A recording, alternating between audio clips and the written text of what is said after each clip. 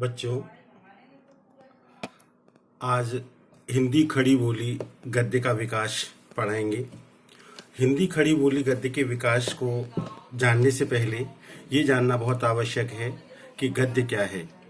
गद्य एक ऐसी विचार प्रधान रचना होती है जिसमें छंद, लय, ताल एवं तुकबंदी का कोई बंधन नहीं होता है। इसलिए गद्य को नीरस भी कहा जाता है और इसका संबंध मस्तिष्क से रहता है, हृदय से नहीं, क्योंकि हृदय से भाव का और कविता से रहता है और मस्तिष्क का संबंध विचार से रहता है और विचारों का संबंध गद्य से रहता है। अर्थात इस प्रकार कह सकते हैं कि गद्य एक इस प्रकार की रचनाएं होती हैं जिनमें किसी भी प्रकार का छंद, लय, ताल, तुकबंदी एवं किसी भी शास्त्रीय नियम की पाबंदी नहीं होती है और ये नीरस होती हैं। प्यारे बच्चों, गद्य जानने के बाद में अब हमें ये जान लेना जरूरी है कि खड़ी बोली गद्य का विकास कहाँ से प्रारंभ हुआ। वैसे तो ये माना जाता है कि खड़ी बोली गद्य का विकास 13वीं शताब्दी में राजस्थानी गद्य से हुआ है। 13वीं शताब्दी में खड़ी बोली गद्य का सबसे पहले अंकुरित होते हुए हमें देखने के लिए मिलती है।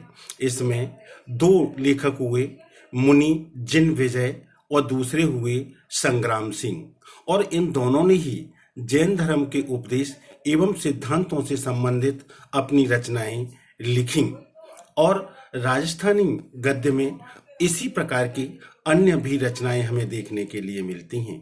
इसी के द्वितीय चरण में हम ब्रज भाषा का जो विकास हमें देखने के लिए मिलता है वो ब्रज भाषा गद्य के रूप में देखने के लिए मिलता है।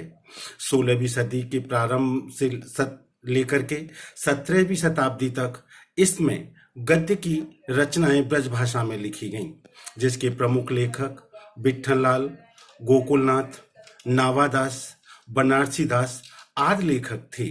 इन्होंने गद्य में अनेकों रचनाएं अपनी लिखी, जैसे गोकुलनाथ का श्रृंगार रस का मंडन, गोस्वामी विठ्ठलनाथ जी का 252 वैष्णव की वार्ता, बैकुंठमणि कुशल की अगस्त महात्म्य और वैशाख महात्म्य बहुत रचनाएं प्रसिद्ध हुई।